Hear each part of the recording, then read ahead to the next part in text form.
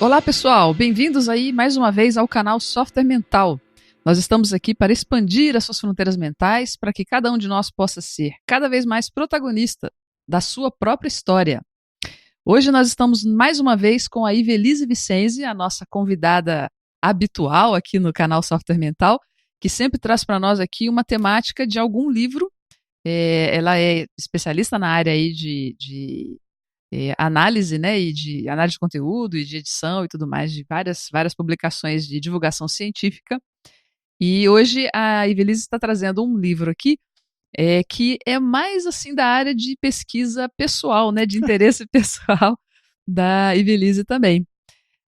Antes da gente trazer aqui o tema com mais detalhes, eu queria só lembrar vocês que nós estamos aqui no canal Software Mental, atuando com o apoio e o patrocínio técnico da Atena Mídia, que possibilita a gente gravar aqui os episódios no estúdio, né, no ambiente aqui do estúdio, que está cada vez mais caprichado, e logo, logo a gente vai ter edições com vídeo também, né, ao vivo talvez também, muitas surpresas aí mais pela frente.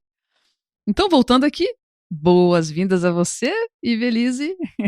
Muito bom estar aqui novamente, ainda mais para falar sobre um tema que eu aposto que quase todo mundo, pelo menos, já ouviu falar, Uhum. né? No mínimo. Isso aí, a gente vai falar sobre ansiedade, minha gente. Então, lembra que a gente está numa sequência aí de podcasts sobre processos emocionais, né? A gente já falou sobre o medo, a gente falou sobre o dicionário de emoções também, um pouco antes com a Alba. E mais pra frente a gente vai falar ainda de mais emoções, né? Ainda vem aí pela frente um episódio sobre a raiva. E hoje a gente tá, então, finalmente, conforme prometido, inclusive em outras edições, com a preparação aqui pra gente falar sobre ansiedade. E aí a Ive tá aqui para falar com a gente, e eu queria, inclusive, perguntar para a Ive, né, a Ivelisse, de onde veio, né, Ivelisse, o seu interesse por esse assunto? Como é que é isso? Como que você se envolveu com isso, né? Tanto da sua especialidade, né, de revisão de livros, né, que a gente está trazendo aqui a sua temática e até o livro que está sendo indicado aqui para o episódio, mas é também, não só pelo livro, mas também pela sua dedicação a esse tema. De onde surgiu isso? Então, eu acho, né, que isso aí é um problema genético, porque na verdade a ansiedade é genética, Uhum, né? Ela tem um fundo genético. Claro que o meio ambiente, né, a misologia ajuda bastante no desenvolvimento, o estresse do trabalho, da família, uma série de coisas auxilia. uhum, Mas é evidente que ele tem um componente também familiar, então dá uma ideia de que ele tem sim uma relação hereditária. E minha família tem várias pessoas ansiosas, assim, uhum. né? E é um tema que eu acho assim bastante atual. A gente já veio aqui, eu já vim conversar uma vez, conversei até foi com o Luciano a respeito de um livro chamado Cérebro Emocional. Foi lá que Uhum. tudo começou.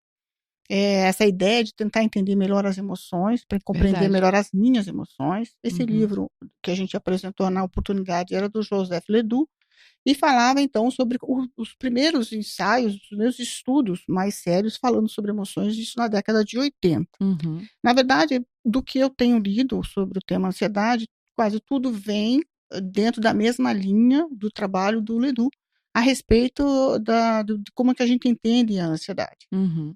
Então, assim, para a discussão hoje, eu trouxe um livro, comentar um livro que eu achei bem interessante, porque ele é muito didático, ele é muito de uma rápida leitura, de uma fácil interpretação, para você entender o que que ela fala. É de uma psiquiatra carioca, Hum. chamada Ana Beatriz Barbosa Silva. O nome do livro é Mentes Ansiosas. É bem Uhum. legal que a capa dele já tem uma mãozinha toda apertadinha, a gente já, só de olhar a mãozinha, a gente já entende que a pessoa está ali num processo meio de inquietação, de tensão, né. Uhum. Essa psiquiatra, ela já tem mais de 10 obras lançadas, ela faz inclusive palestras sobre essa temática que cuida dos problemas chamados mentais, né. Uhum. O que que eu gostaria de chamar a atenção? O que que me chamou a atenção para começar a estudar um pouco essa questão das emoções? Uhum. Se a gente for pensar, primeiro que é um assunto super novo, como a gente falou, começou depois dos anos 80, estudar isso com mais afinco ou tentando utilizar isso de uma forma mais científica, sabe, tentando mapear no cérebro como é que isso funciona, ou seja, não é uma coisa, que vive do nada, ele tem um espaço dentro das fisiologia do cérebro, então é Uhum. importante a gente entender isso, né, quer dizer, Sim. não é uma frescura não é uma alucinação da pessoa, ela pode ter, inclusive, algum nível realmente de desequilíbrio neuroquímico dentro do cérebro, vai precisar de ajuda para isso. Uhum. É o seguinte, eu vejo assim, olha, que a gente vai para a escola, normalmente, para desenvolver o intelecto, né? Sim. A questão toda intelectiva, cognitiva, tem a escola. Para malhar o corpo, a gente vai para a academia de ginástica, não é fato? Mas a gente não tem nenhum espaço na sociedade até então reservado para que a gente possa treinar, exercitar, desenvolver as nossas emoções. Uhum. O fato é que a gente não vive sem emoção. Não existe a vida fora disso, porque a relação entre a mente e o corpo é feita pelas emoções. Uhum. Dependendo do grau delas, elas vão causar, inclusive, sintomas físicos na pessoa, né? Uhum. Taquicardia, sudorese, uma série de coisas. Essa obra da Ana Beatriz é interessante porque ela apresenta, assim, de uma forma bem didática, alguns tipos de ansiedade, para que a gente tenha uma ideia de entre uma coisa e outra. Ela não apresenta aqueles estudos neurobiológicos, da neurociência, nada disso, então facilita bastante para quem não é da área entender como é que funciona. Uhum. De uma forma bastante direta, ela coloca alguns exemplos para a gente entender como é que funciona aquilo, né? Legal. E no final dá dicas. A gente pode dizer, então, que todas as pessoas são ansiosas? Todas, É. todas as pessoas são ansiosas. O que acontece? No nosso cérebro biológico, nós temos uma parte primitiva do tronco cerebral que é responsável pelo que a gente chama daquela decisão luta e fuga. Uhum. Então, dentro dessa condição, a pessoa, o ser, né, no caso o animal, está numa situação de estresse maior, mais evidente, onde ele precisa tomar decisões rápidas, né? Deixa eu até aproveitar que você falou do ser, o animal e tal. Só o ser humano é capaz de ansiedade ou A gente qualquer não animal? tem ainda nenhum estudo comparativo, né, Tá. para fazer uma análise, um estudo comparativo da ansiedade. O que a gente percebe é que existe sofrimento emocional em todas as espécies que a gente Entendi. estuda, inclusive ratos, que são normalmente a cobaia que é utilizada para esses estudos. Quanto mais ela defeca, mais bolinhas ela defeca, maior é o nível de sofrimento dela, ou de Uhum. estresse que ela está submetido, o animal está submetido. Entendi. Cachorro, quem tem cachorro em casa percebe, cachorro acuado, quando ele está acuado, até as patas dele ele finca no chão de um Uhum. jeito que parece que vai furar o piso, entendeu? É que a gente costuma chamar, então, de outros nomes, mas poderia perfeitamente ser ansiedade também, então, uma Pode, manifestação dessa. como a gente não consegue entender o intelecto ainda Uhum. animal, a gente acha que, muita gente ainda acha, né, que o animal não tem inteligência, o que é um absurdo. Tem, e tem Uhum. muita. Então, o que acontece? Esse cérebro primitivo nosso, ele foi preparado para o medo. Então, o medo, ele sempre foi importantíssimo para a nossa sobrevivência. A gente não estaria aqui hoje se não fosse o medo, Uhum. né? Só que, claro, que em determinado momento, se isso se torna disfuncional, ou seja, de novo a ideia da dosagem, né? Sim. A diferença entre o remédio e o veneno é a dosagem. Então, quando o medo ele passa, ele sai do que a gente chama dos trilhos, no sentido de ser um incômodo na nossa vida, a gente precisa fazer uma análise de que nome dá isso. Uhum. O Leduc já colocava isso naquele livro dele, Cérebro Emocional, e aqui ela também, a Ana Beatriz também coloca. O medo, normalmente, é sinônimo para ansiedade. Se for olhar a definição, Uhum. praticamente é a mesma Tá coisa. na mesma família, né? É tudo igual, são sinônimos, Uhum. praticamente. A única diferença que o Leduc fazia, e ela também coloca, é que o medo parece vir de uma condição externa, ou seja, você sabe qual é o objeto que lhe causa medo, né? Uhum. Qual é o contexto que lhe causa medo. Então, quem tem, por exemplo, medo de altura, é a altura que causa para ela o medo. Então, Uhum. ela identifica isso com O clareza. gatilho está externo. Isso, então é um fator externo que causa nela esse nível de estresse interno. Uhum. No caso da ansiedade, ele pode ser ilusório. Uhum. Então, assim, é um medo onde você não consegue identificar muitas vezes aonde ele se encontra. Como ele nasceu, você precisa fazer uma análise, um estudo, uma autopesquisa bem profunda para você tentar entender o que é o gatilho desse seu medo. Freud já falava lá, né, muito antigamente, que todos os medos derivam do medo da morte. Uhum. Mas a gente analisando hoje, a gente vê que isso não é bem real, assim, porque às vezes acho que hoje a gente tem muito mais medo do como morrer do que do fato de morrer, né? Uhum. A gente já sabe nascendo que a gente vai morrer um dia. Uhum. Mas essa forma da passagem, acho que é esse ritual que eu acho que mete mais medo nas pessoas. Uhum. Mas tem muita gente que tem medo da pobreza, tem gente que tem medo da saúde, a pessoa vive preocupada se ela fisicamente ela está bem, tem gente que tem medo da rejeição. A gente pode dizer que várias coisas, né, que às vezes a pessoa pode estar produzindo medo, são coisas do mundo moderno, né? Então, por exemplo, essa questão de doenças, de violência, de acidentes, tem mais série de coisas, né, que são típicos do mundo de hoje, mundo contemporâneo. A gente poderia dizer, será que o mundo moderno ele causa mais ansiedade nas pessoas ou não é bem assim?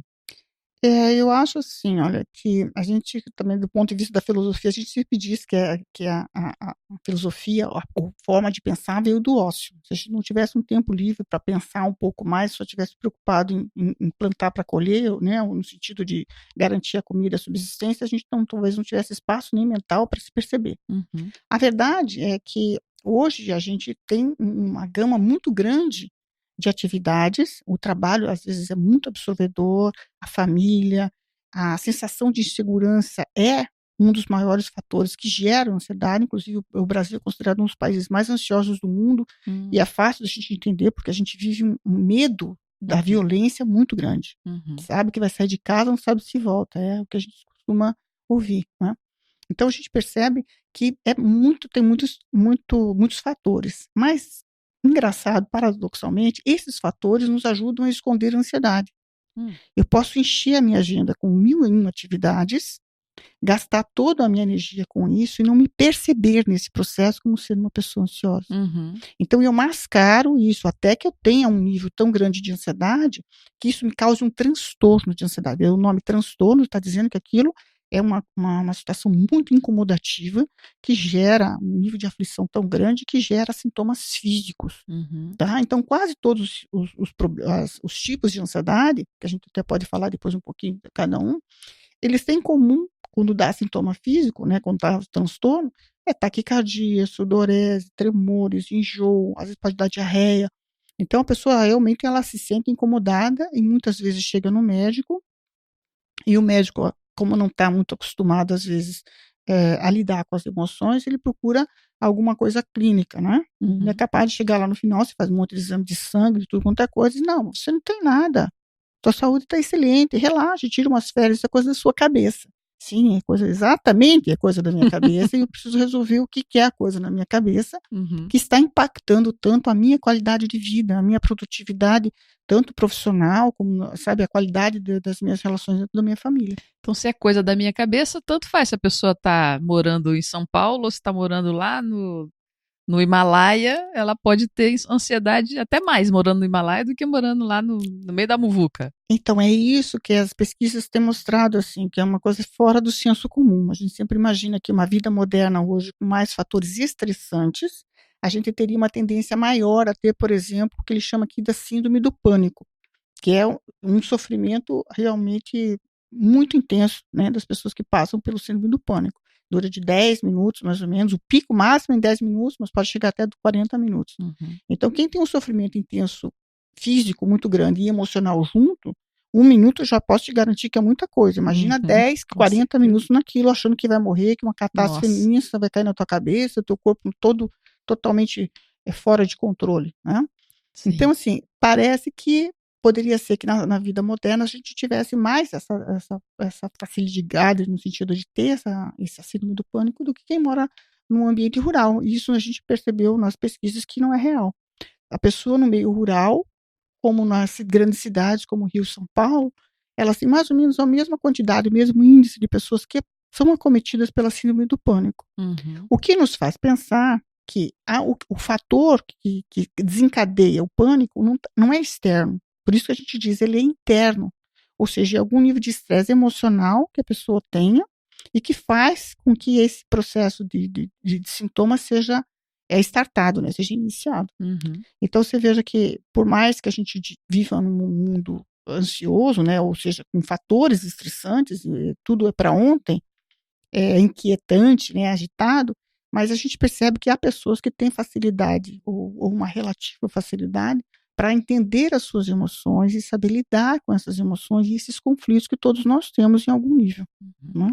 Mais um motivo para identificar aí que não adianta a pessoa mudar o cenário se ela não muda a cabeça, né? Ela só Exatamente. vai levar porque no caso da ansiedade, o fator desencadeante é interno Para onde ela for, ela vai levar também aqueles fatores. Então, se ela, por exemplo, tem um transtorno, ou seja, quando realmente o medo, né, que a gente falou que é sinônimo da ansiedade, ansiedade do medo, mas que quando esse conjunto sai dos trilhos, ou seja, uma quantidade, uma dosagem maior do que eu sou capaz de lidar, eu vou ter um transtorno. Então, eu vou ter todos aqueles sintomas, toda aquela situação e tal. Muitos deles ocorrem com um processo de desequilíbrio neuroquímico no cérebro. Uhum. Então, gente, não é uma coisa abstrata, é subjetiva, porque faz dentro da cabeça da pessoa, mas não é abstrata. Ela causa, inclusive, reações físicas no corpo e tem até mapeado no cérebro. A gente pode ver, através de ressonância magnética, quais áreas do cérebro ficam afetadas por isso. Uhum. Então, às vezes, é necessário, sim, um acompanhamento médico com indicação de medicação para que ela resolva a crise aguda. Uhum. Para que, a partir disso, ela possa fazer bem isso, uma mudança de mentalidade. Como que ela lida com aquele problema. Então, às vezes a alimentação não ajuda muito, cafeína, então tem várias cola, né, porque a gente chama Coca-Cola, coisas assim, energéticos, várias coisas que a gente usa, o fumo, cigarro, né, a bebida alcoólica, Um chocolatinho. o chocolatinho, que é todo o açúcar simples, né, ele é absorvido rapidamente, dá aquela sensação de certa tranquilidade, de bem-estar, mas depois ele tem um efeito rebote mais alto, né? Então a pessoa sente mais falta, mais ansiedade e mais, às vezes, depressão também. Porque a ansiedade e a depressão também são doenças doenças mentais, né? Que andam juntas. São, na verdade, tão juntas que a gente costuma dizer que são opostos, mas da mesma moeda, né? São lados opostos. É como se a pessoa ficasse sempre funcionando na ansiedade em 220 volts. Quando o corpo dela não aguenta mais porque ela não foi feito para isso. Luta e fuga, o animal tem que ver isso ali em segundo, né? É rapidinho. Se você ficar com isso uma semana, um mês, você está literalmente... Todo dia, toda hora? Está morto, cansadíssimo, entendeu? Tem um custo biológico muito alto. Então, quando isso acontece, a gente precisa, então, fazer uma análise melhor para tentar entender e reverter esse quadro de desequilíbrio, então, dando medicação para a pessoa acalmar, para a partir disso ela entrar com alimentação, relaxamento no sentido de horas de lazer, que às vezes a gente acha que nem merece, né? Imagina, eu vou ficar um final de semana sem fazer nada. O ócio, ele é super importante nessa condição, inclusive. Até estava pensando que no ambiente corporativo hoje se exige muito que a pessoa tenha autonomia, que a pessoa tenha criatividade. Mas você pensa, se você a pessoa é ansiosa, ela não está, veja só, ela é. Ela é um ser, como a gente falou, né? Tem um componente hereditário. Eu, por exemplo, eu sou ansiosa. Você não está, você eu sou ansiosa, eu tenho que me preocupar em não ter ansiedade. Porque se eu juntar o ser ansiosa com o ter ansiedade, eu vou passar por um transtorno de ansiedade. Para resolver isso, o que eu faço? Eu procuro analisar e vejo as situações que me causam uma probabilidade dessa condição para tentar minimizar isso, compreender as causas, quer dizer, mudar a mentalidade para que eu não tenha que ocorrer de ter que procurar medicação, alguma outra coisa que possa me perturbar, né?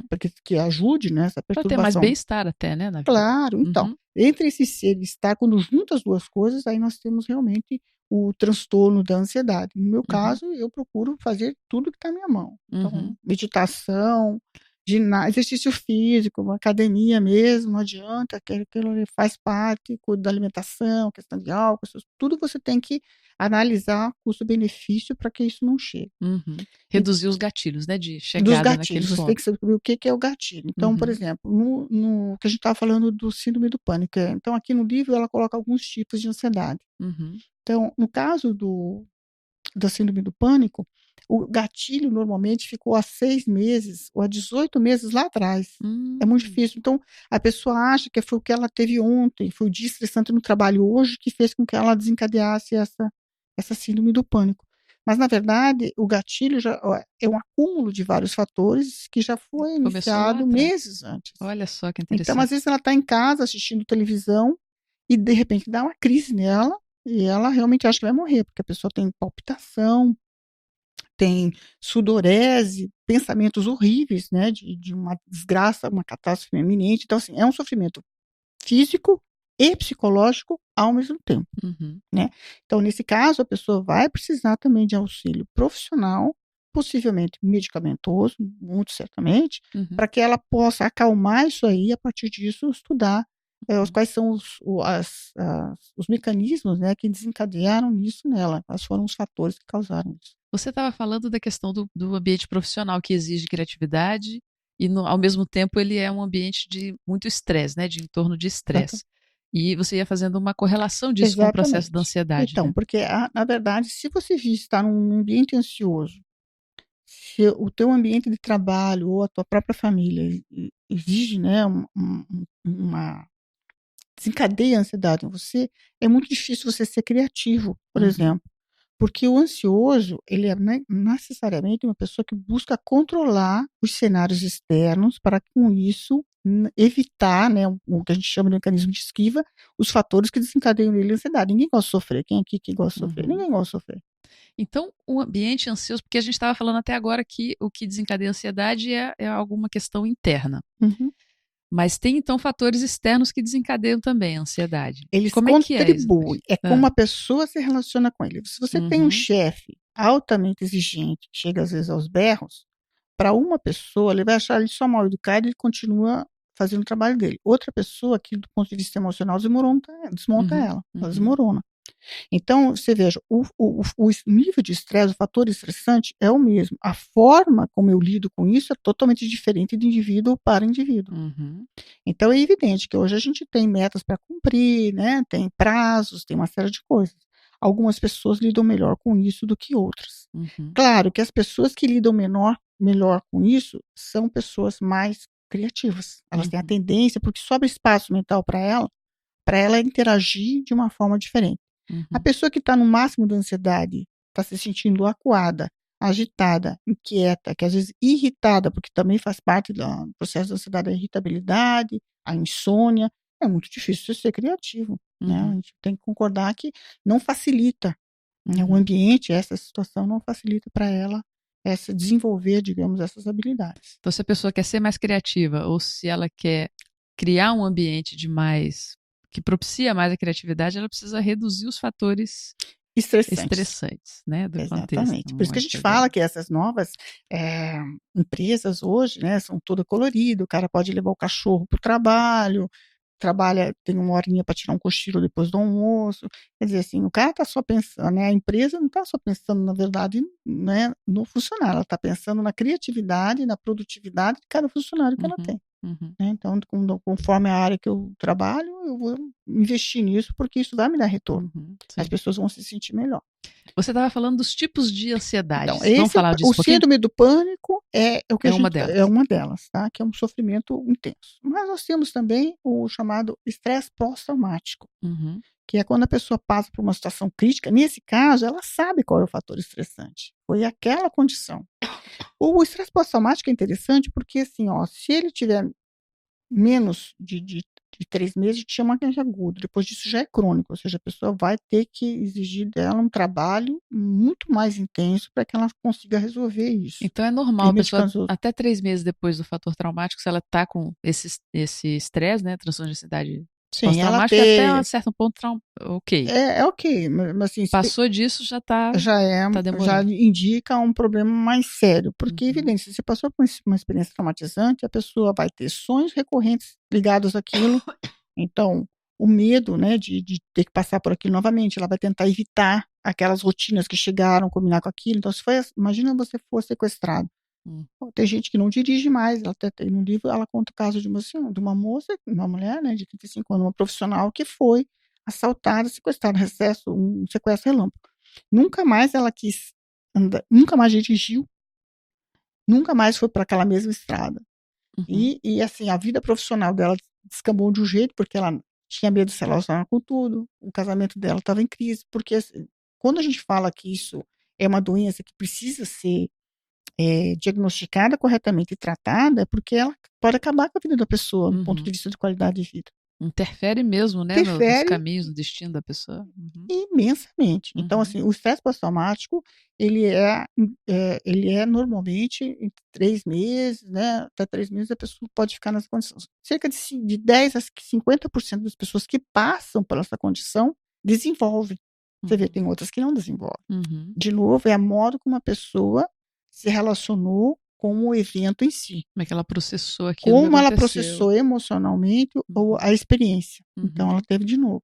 E ele também é interessante que tem pessoas que têm depois de 6 meses. Imagina, você sofreu um sequestro relâmpago hoje, depois de 6 meses você começa a manifestar o sintoma. Então, não é uma coisa, às vezes, direta, imediata. Não. Tem que fazer uma análise e a pessoa vai descobrir, não, foi em função Uma dúvida. daquele gatilho.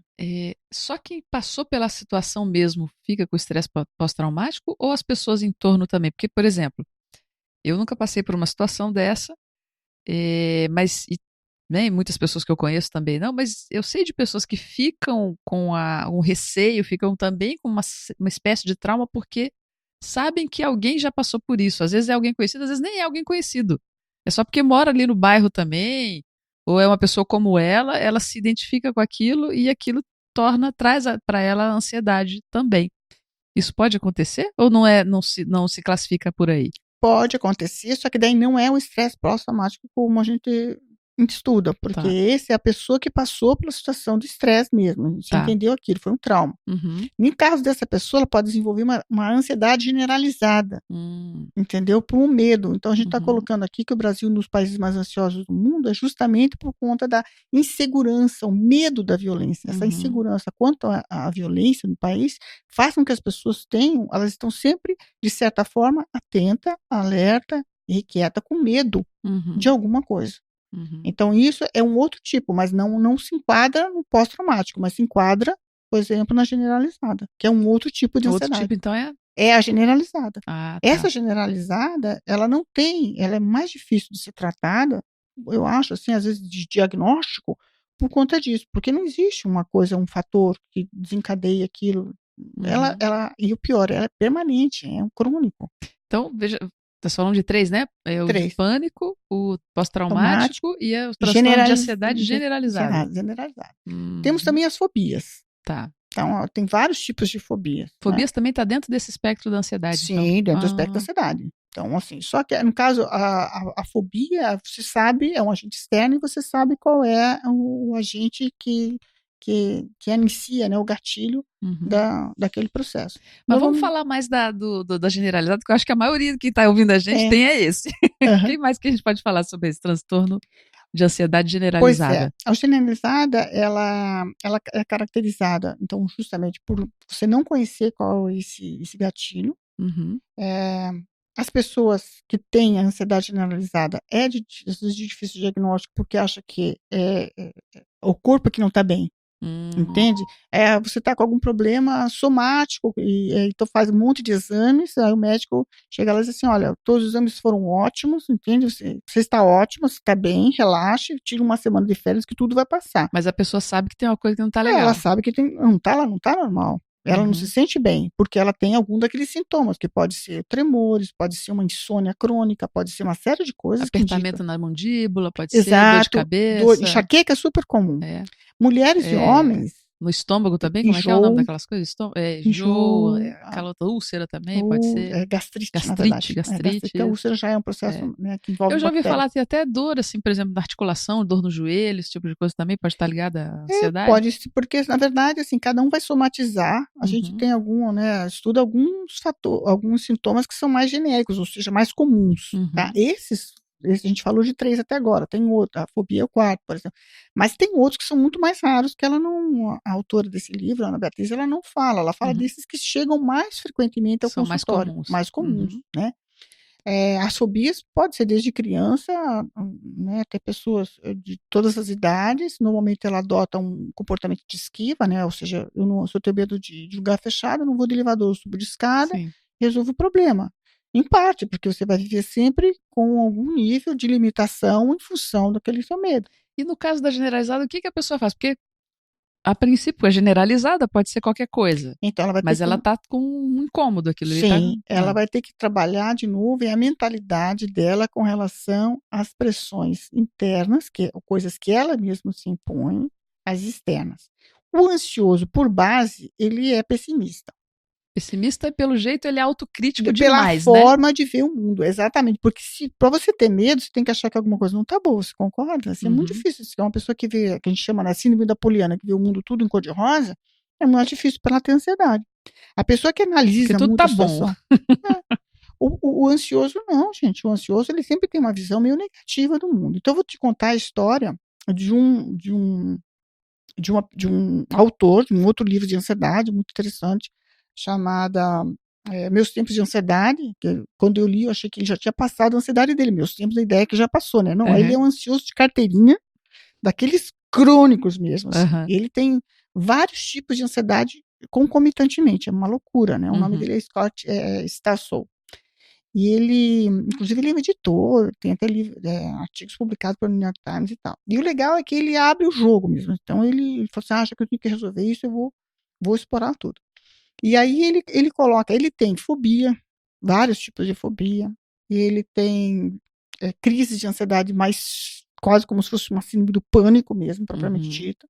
E tem ansiedade generalizada que o persegue desde os 2 anos de idade. 2 anos ele já... Desde os 2 anos para ir para a escola, isso é um outro aspecto Olha. interessante da ansiedade. A gente acha que só adulto, não é. Criança também manifesta ansiedade. Desde os 2 anos de idade, ele já precisava de medicação, porque ele não queria ir para a escola. E aí o que acontece? Lá pelas tantas, quando ele era criança, tinha aqueles teatro, né, que faz na escola, ele tinha que se apresentar, ele tinha dois momentos. Um era uma fala, um diálogo, e no final ele tinha que tinha uma cena lá que ele tentava enfrentar lá um dragão e tal, que era uma coisa assim só cenográfica, bonita, performática, e acabou. Quando ele chegou na primeira cena que ele tinha que falar, começou a dar, na hora que ele estava no palco, começou bem, de repente aquilo foi aumentando, aí começou a sensação de sudorese, tremedeira, que o corpo vai ter um colapso, que ele não vai aguentar, e as vozes vai abaixando, bem baixinho, já não conseguia falar nada, e ficou mudo.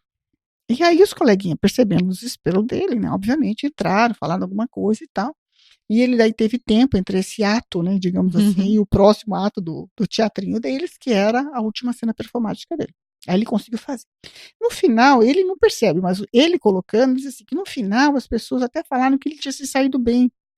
Ele disse assim, porque ficaram com pena de dizer a desgraça que eu fui no primeiro ato. Olha a autocrítica a visão pessimista, entendeu? Assim, né, nesse sentido, assim. Então, aí coloca. Aí ele já é adulto, né, ele colocando agora na vida dele adulta, ele toma medicação a vida toda, faz terapia a vida toda, entende? Tentando minimizar os estragos que a ansiedade faz na vida dele.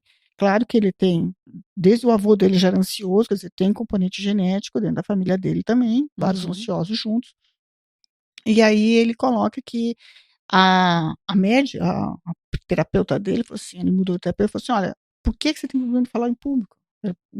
Provavelmente por esse episódio lá da infância. Então eu falo assim, escreve um texto contando o que pior pode acontecer se você falar em público. Quer dizer, você imagina isso. Aí ele colocou um texto. Então no texto dele, ele escreveu como é que ele poderia ver o processo de ansiedade dele, o que poderia acontecer de pior nesse contexto. A terapeuta ficou tão impressionada com o texto dele que chamou ele. Chamou ele e falou assim, foi seu texto. É a coisa mais pessimista que eu já li em toda a minha vida. Eu fiquei tão impressionada que eu, inclusive, tomei a liberdade de apresentá-lo para o chefe do nosso departamento, porque nós achamos que você ou está terrivelmente deprimido, ou talvez psicótico. Nossa. Qual que era o teste dele? Então, você veja, um simples exercício de descrever o que poderia acontecer. Então, ele descreveu primeiro a humilhação que ele poderia sentir dentro do palco, né, falando em público. Passou da humilhação para o colapso físico, ou seja, quando todo o teu organismo desmonta, quase tem uma síncope, ou seja, um desmaio lá em cima. Derivado disso, ele deveria ter, então, um desemprego, ser mandado embora, porque, afinal de contas, que empresa quer um profissional desse tipo?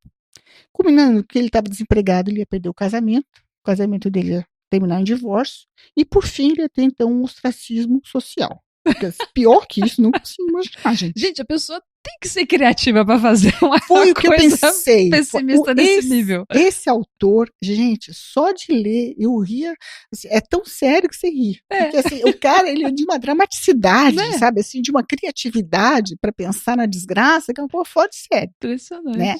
Mas ele é funcional, ele toma medicação. Esse é um outro fato, que a gente tem tanto preconceito. Se você é diabético, você toma medicação e não reclama. Se você tem uma doença mental, é como se fosse uma vergonha você ter que tomar alguma medicação para te ajudar. Se ele não tomasse medicação, ele não sairia de casa. Ele é casado, ele tem filhos, ele trabalha fora. Então, assim, ele é um ansioso funcional. Sim. Mas é um ser ansioso. De carteirinha, isso eu não tenho dúvida. Então, esse é um tipo de ansiedade. Às vezes, a ansiedade, ela se manifesta em mais de um tipo. Então, às vezes, a pessoa tem ansiedade generalizada e tem uma fobia também, tá? Uhum. Então, no caso Tá. dele, acho que ele tem tudo. Talvez esse caso, ou talvez outras situações, a pessoa consegue, no caso dele é porque é mais intenso, né? Mas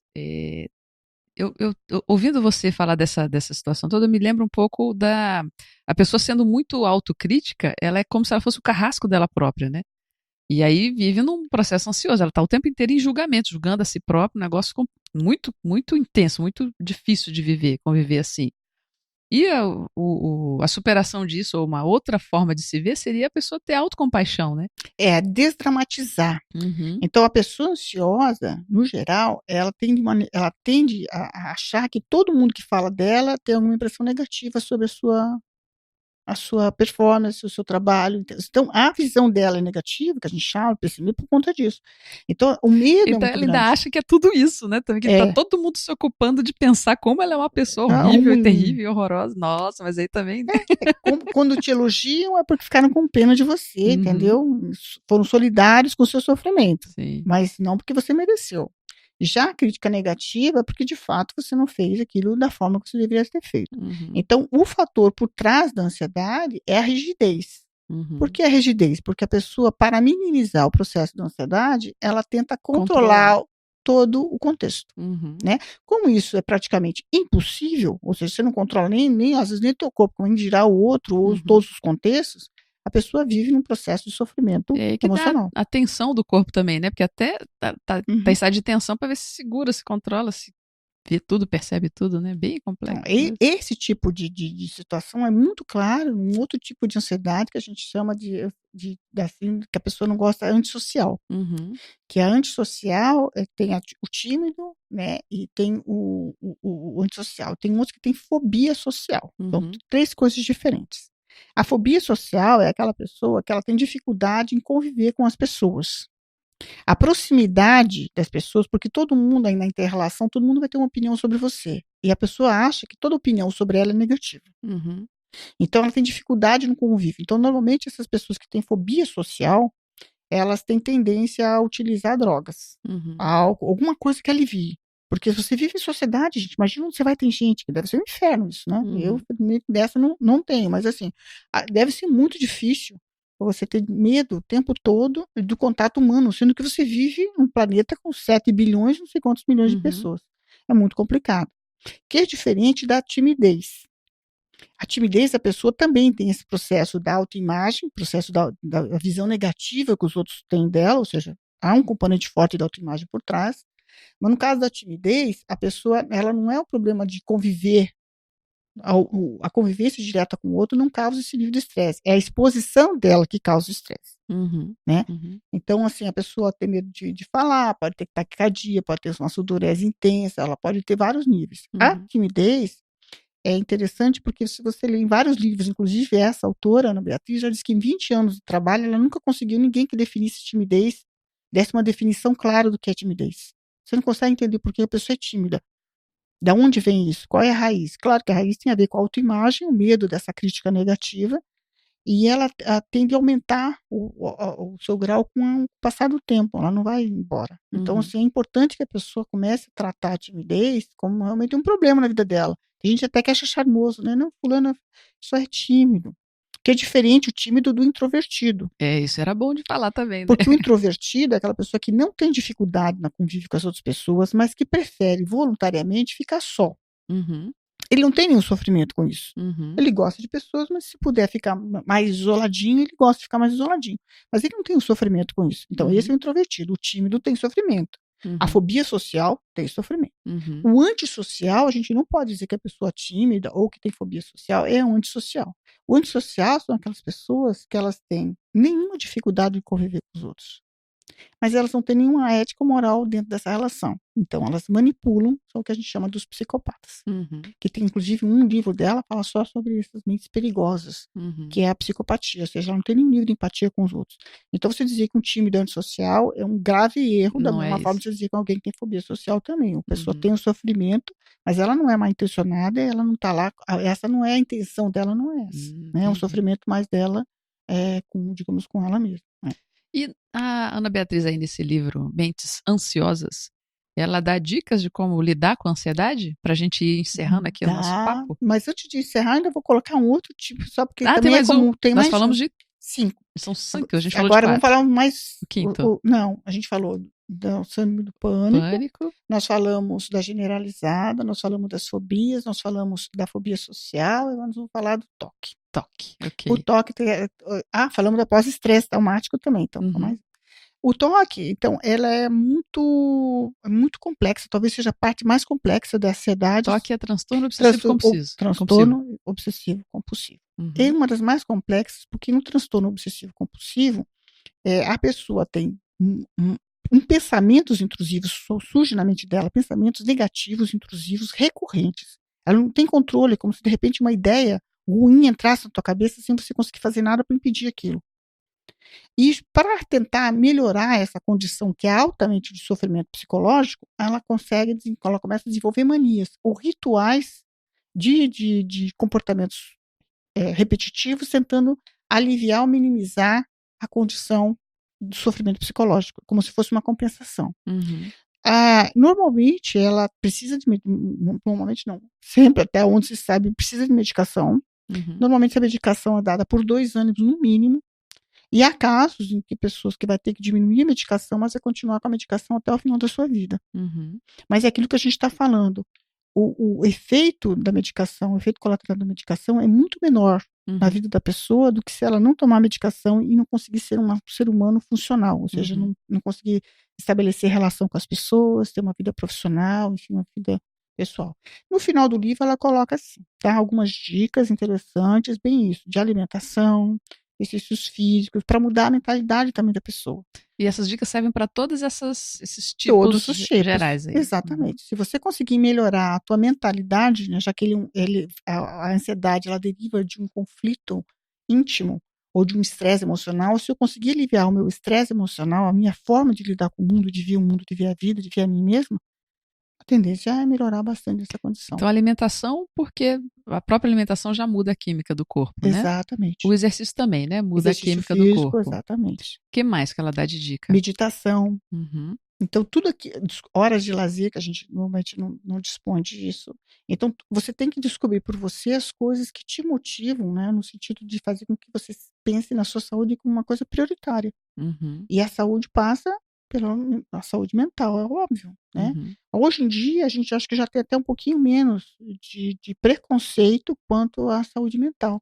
Uhum. Mas veja, a ansiedade, se você for pensar hoje, gente, pelos estudos, as estimativas, tem cerca de 25% da população mundial tem ou terá algum transtorno de ansiedade, ou seja, que precise de algum tipo de ajuda. É 1/4 da população mundial, gente. Uhum. Então, falar que isso é uma coisa de um ou outro, que isso é frescura, que isso é fraqueza, sabe, é de uma ignorância muito grande, entende? Não é.